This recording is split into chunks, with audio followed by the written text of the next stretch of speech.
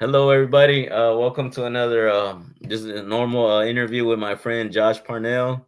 Been knowing him for about a year or so. I call him my sub two brother-in-law because he has his beautiful wife that's in the sub two community as well as a real estate investor, and got to meet him. And ever since then, I've been like, man, I like this guy, and not only because of his beard, but what he has up here. And so, yeah, everybody, welcome, Josh. Thank you for coming and spending some time with us. And cool, can you tell us a little bit about yourself and where you're at, and just have at it. The stage Of is yours. course. Yeah. Well, George, man, first, thanks for having me on the show. I really appreciate it. And the feeling is absolutely mutual. I have a lot of respect for you and what you're doing and the impact that you're making. And I love seeing it because I'm seeing you post on a regular basis and I'm seeing you make an impact on a daily basis. And so Thank I you. think it's awesome. It's cool to see each other grow in the space that we're in. Um, so yeah, my name is Josh Parnell, and I'm a leadership coach, trainer, and speaker, and now officially an author too. My first book just Ooh. got released called "Leading a Legacy." So it's how to live today to make an impact for tomorrow. So a lot of what I talk about in my keynotes, a lot about what I coach and train on, is the legacy that we're leading determines the legacy that we're leaving. At the end of our life, we're going to be leaving a legacy. So what are we doing today to make an impact on tomorrow? As we get into the new year, I mean, we're just getting into 2024, and a lot of us are setting goals and looking ahead and trying to think about ways that we can level up. And I believe there are 5 specific ways that we can level up in our life, which is spiritually, physically, emotionally, academically, and financially. And so this book covers all of that stuff. But I think it's important that we're mindful of all 5 of those things as we're looking to level up and grow and develop in a new year. So background, I mean, I don't know how much you want me to share, George, but I mean, I'll go back to, after. Not the 1950s, but you're not Yeah, the yeah, winter no, hey man. soldier. I mean, yeah, just to keep it fairly brief, I have a background in sales and service and coaching and training, and so that's what eventually led me to what I'm doing now as a full-time entrepreneur, as a coach, trainer, and speaker. So for about a decade, I worked with an incredible brand called Christian Brothers Automotive, and my primary role was to create and facilitate sales, service, and leadership programs for the team members within that brand. And so there are, I want to say, close to 300 locations in about 30 to 31 states now nationwide.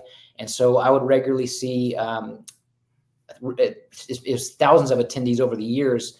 So I had an opportunity to serve that brand, and eventually took the leap about almost a year ago into entrepreneurship.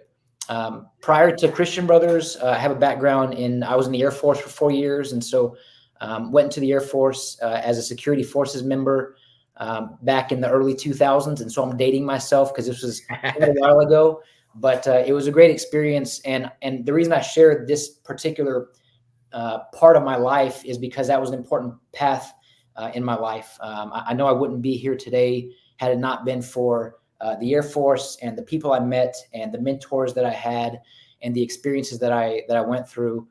Because ultimately, that is what helped shape my perspective. And with perspective, the way that we view things drives the way that we do things. And so when I started viewing things differently, I was able to start doing things differently.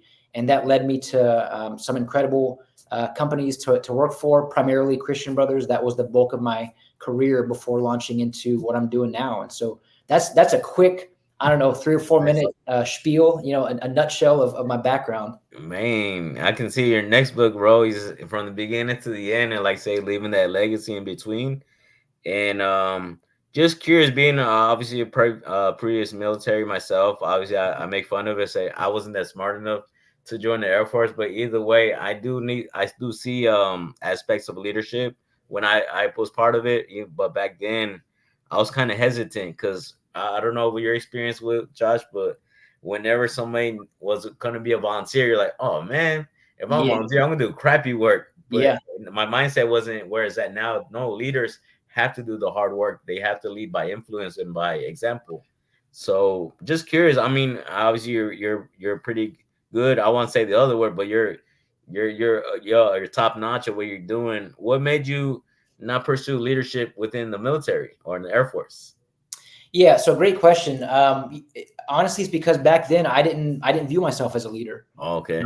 Back then I didn't view I didn't grow up thinking I was a leader. I wouldn't have called myself a follower, but I definitely wouldn't call myself a leader. I Okay. was just kind of one of the people in the herd, if you will, and so it really wasn't until I had some people in my life who again help kind of shift my perspective on things. Really, when I got to Christian Brothers, this is when my leadership journey really began. And so Okay. I would say my leadership journey truly began about a decade ago when I attended my first leadership conference. And so when I was at Christian Brothers, I just joined the brand, and within a few months, they had purchased a ticket for me and a bunch of other colleagues at the home office to attend a leadership conference. And my first thought was, why am I going to a leadership conference? I'm not a leader. I Right. just started at this company a few months ago. I wasn't leading anybody. Right. And when I was there, that's when I was introduced to the idea of influence. Like you referred to. I love asking my clients that I coach. I love asking them the question of, consider asking yourself, does my team feel the weight of my title or the energy of my leadership? Love it.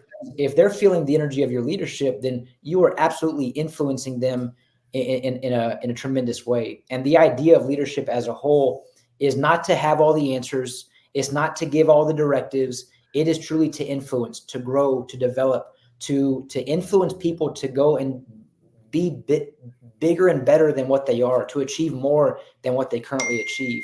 Even if it's just a fraction of a percent better than yesterday, then you are doing your role as a leader by influencing them and developing them in the process. Man, love that, bro. I love I'm hearing as the words you spit, they kind of rhyme, and I'm learning as I'm trying to be that leader that you find some certain words that intertwine and rewind and all that good stuff. Like, man, I could have been a pimp back in the day, but regardless of as far as and like I said, I do appreciate you letting me attend certain events that you've hosted throughout this year. And one thing I love, like I say, these certain people that you follow, and as far as these quotes, how did you get into? How did that come about, or was it like me just reading certain books and like, wow, I like that phrase? I'll answer that question with another quote. Okay. Repetition breeds retention. So I practice what I preach, or at least I try to. Every day I'm sharpening my axe. Every day I'm trying to level up. Every day I'm reading or listening to a podcast. Um, I'm trying to I'm trying to really strive to be the best version of myself each and every day. And so in doing so, I'm regularly doing a lot of the same things. I don't want to say that I'm living a very routine life in a sense of like, you can count on me being here at 8, here at 9 every single day. But I do believe in the importance and practice of repetition. So, as I mentioned at Christian Brothers, my primary role was a trainer.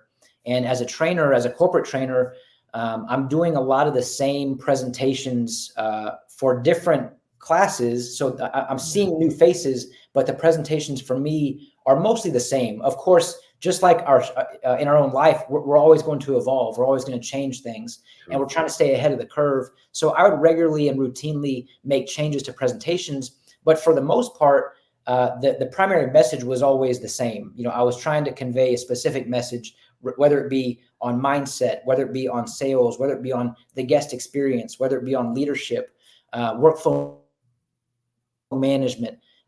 For the most part, leadership is leadership, and it's always going to be leadership. So, what other pieces of leadership can you intertwine in the process? So, to answer your question, my long-winded answer is repetition. It's a lot of saying the same thing, learning the one-liners. I've probably forgotten more one-liners and quotes than I say. And the thing is, I say quotes on a daily basis. Right. There's quotes that I regularly hang on because I believe in them. I believe in them so much. And so that's my long-winded answer to your question about the rhyming.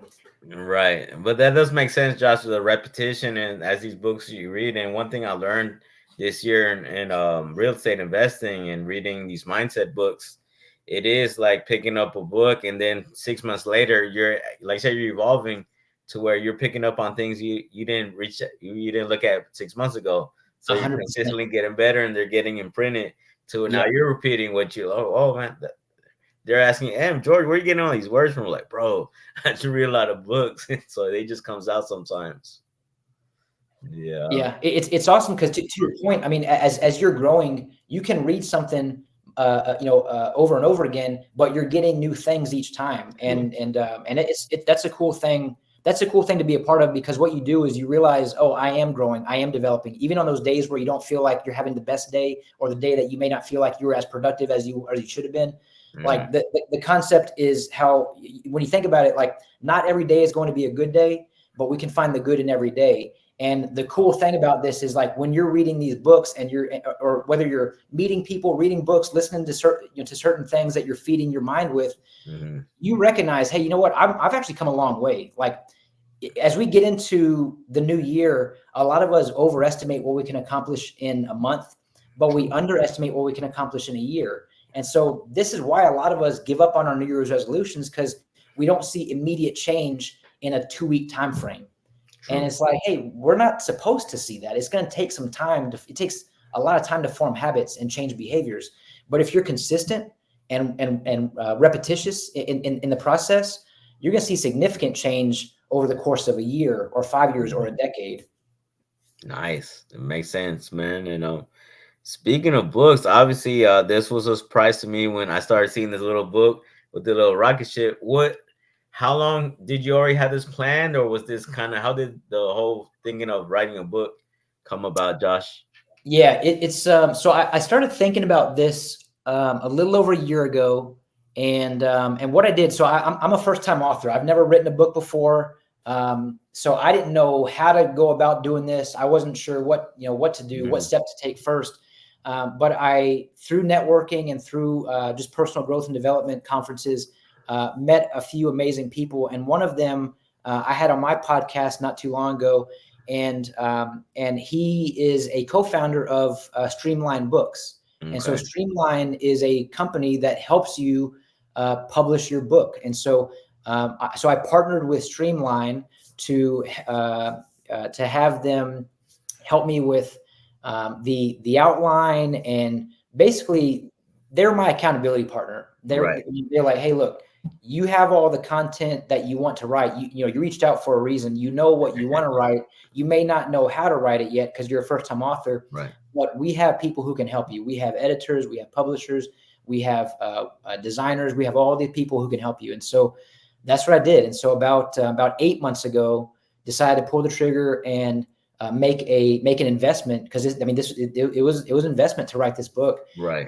not only time and energy, but also financially. I made an investment to write this book. True. But my mission, George, is to reach people and build leaders. And so I told myself, look, there's a lot of information that I don't know if everyone can benefit from it, but my hope is that someone can benefit from it. And so I wanted to get the message out, and I wanted to share with people that they are a leader because I know how I used to be and how I used to think, and I would never have.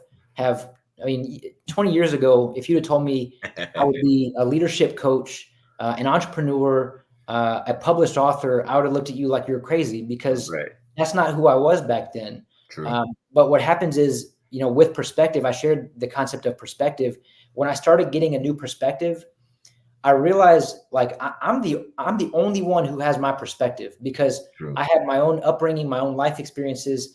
I'm one of one, and because I have my own perspective, I can be influential, and it's up to me to be a positive influence. But Right. because I can be influential, I can affect change, and anyone who's a change agent is a leader. And I wanted that message to be very clearly conveyed in the book. And so I started the process about 8 months ago. I'll tell you, George, it was a lot more challenging than I thought. I mean, I was like, man, I know what I want to write about, and I would sit down and start writing. Writer's block is a real thing. Like that Yeah. was it was fun.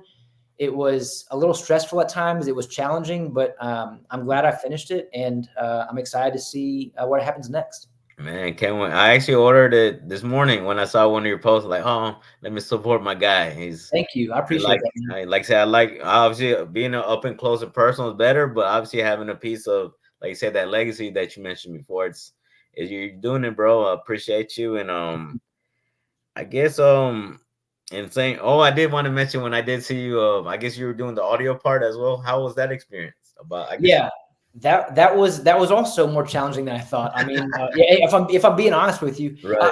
I believe this, George. There are three specific things that we need to do or need to be in order to connect with people, which is authenticity, humility, and vulnerability. I have Right. no problem being vulnerable and saying even the audio book that was more challenging than I thought. It was an awesome experience. I'll tell you Yeah. that. It was very cool. So what I was able to do was go to a studio and literally just read from beginning to end, Right.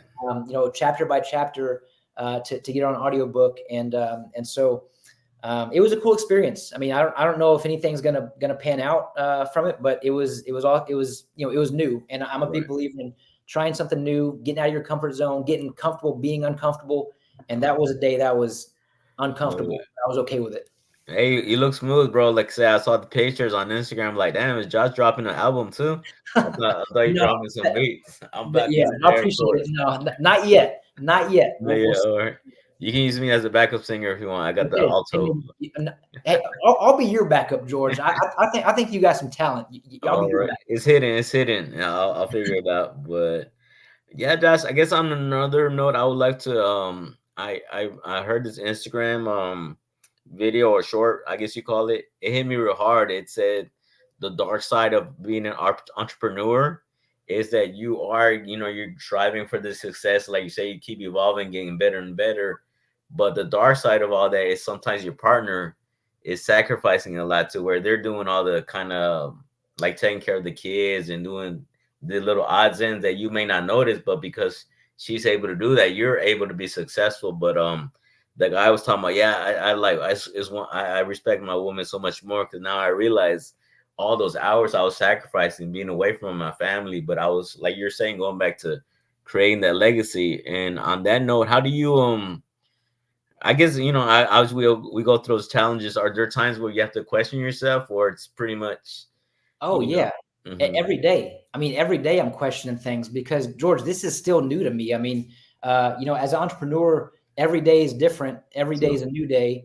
And so when I say that there are days that I'm regularly doing it scared, that's an understatement. I mean, the good news is like as a believer, I still operate in faith, and right. so I can do it scared, but I'm still going to operate in faith. The Hmm. similarity between faith and fear is that they both believe in a future that hasn't happened yet. Ooh, Why wouldn't I choose faith?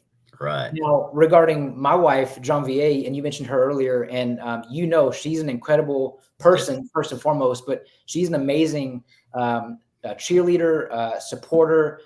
She regularly, in fact, she's probably my biggest advocate, my biggest supporter, because she understands the sacrifices that come with the territory. But the good news is we both have been able to manage our schedule in a way where we have business meetings. So we have date nights, but we also have business meetings, which are separate from each other. Right. So we're in alignment with what we're doing and what we're working on, but we're establishing boundaries. I mean, there are firm boundaries. Like I'm not, even though I know there's constantly something going on up here, trying to think about what tomorrow brings and new clients and retention. Hmm. Um, there are times where it's like, you know what, I'm gonna shut it down. I'm gonna shut it down for the day because my family also deserves 100%, and so I can give True. 100%, with the work, but I can also give 100% with my family. And so, and I'll say it hasn't always been that way. I mean, I've definitely learned the hard way. There's been conversations where she's like, "Hey, like I love you, and I love what you're doing. I love that that you love what you're doing. Right. Sometimes it feels like we're getting your leftovers." And Right. I'll tell you, man, like because she told me that one time, and that one time that was a light bulb moment for me. In fact, I talk about that story in the book too. Okay. But we've had to go through some learning experiences Mhm. to understand how to mitigate any unnecessary challenges with Right. entrepreneurship. But it's been a fun and terrifying journey at the same time.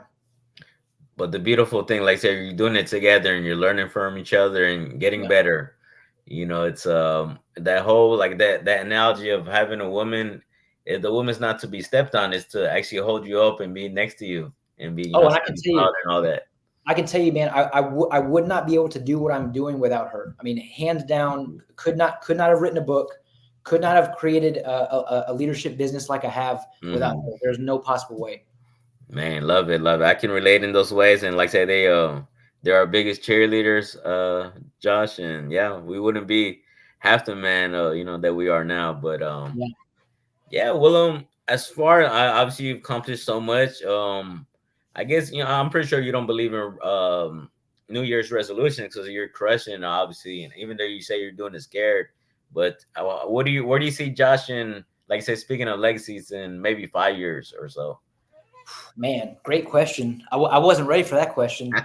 Um, I'll share with you, George. I mean, my desire is to continue to walk in obedience with what God is calling me to do. Mm, And I don't always know what that is 5 years from now, a decade from now. But what I am doing is I'm taking the next step every day. So, I'm not necessarily asking for a destination, but I am asking for clarification and direction on just the next step. And then when I take that step, I'll take the next step, and then so forth and so on. I mean, personally, I would love to say that, there's a thriving leadership coaching, training, and speaking business that is reaching people and building leaders. right, Ultimately, I want to make sure that we can reach as many people as possible to let them know that they are a leader, right, regardless of their age, regardless of their tenure, regardless of their race, their experience. They are a leader. They don't have to be formally leading people.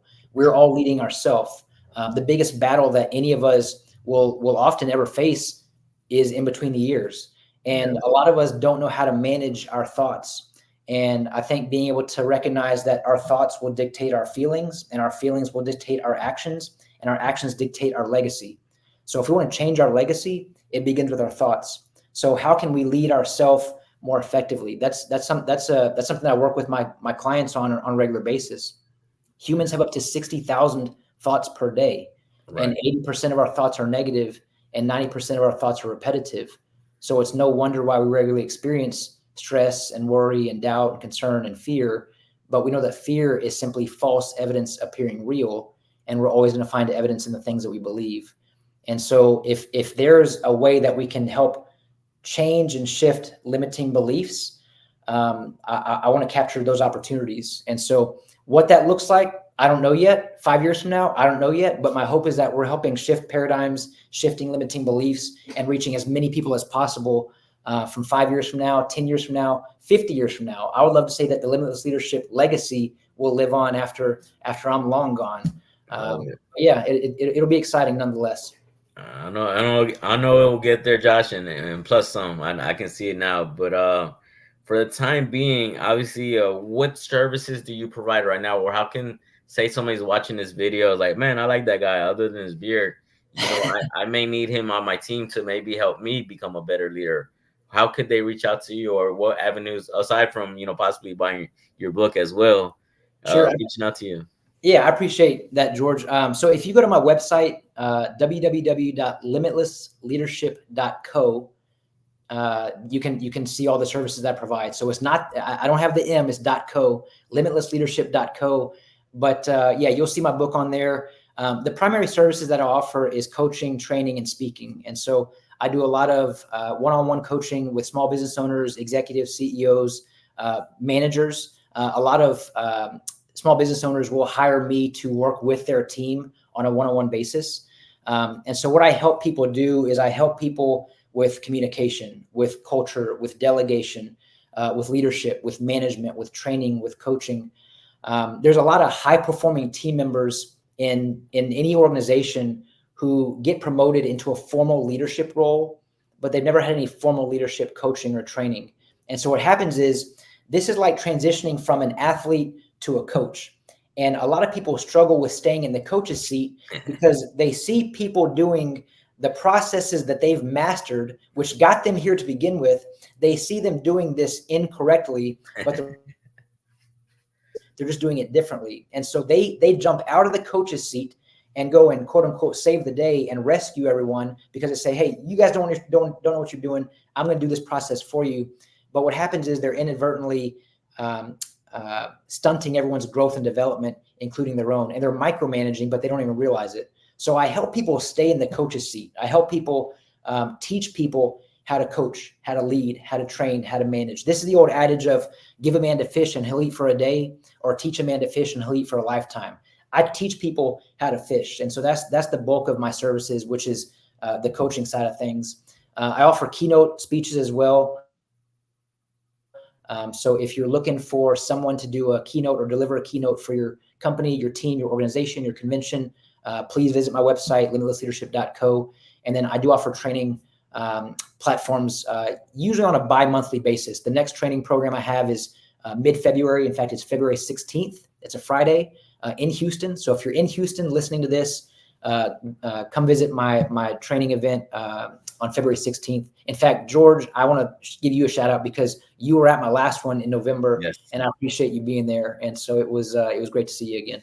Likewise, my man. Well, yeah, it's a lot of value. I may have to watch this again, even though I do have access to you, But yeah, I appreciate your time. I appreciate you sharing, obviously where you're at now, where you came from, and where you plan to go, and sharing a little bit of, Josh behind the beard to say. But yeah, man, appreciate the time, and hopefully everybody enjoyed it. And with the information you shared, I'll add it to the notes on the YouTube thing so they can get in contact with you via your website. And Awesome. yeah, I wish you the best, brother. And I know this is not the last time. I can't wait to see you again in person. And thank you, man. Yeah. Thank you everybody for watching this. And yeah, see you next Like, time. thanks, George. Appreciate you, man. Thanks for having me on. No problem. No problem.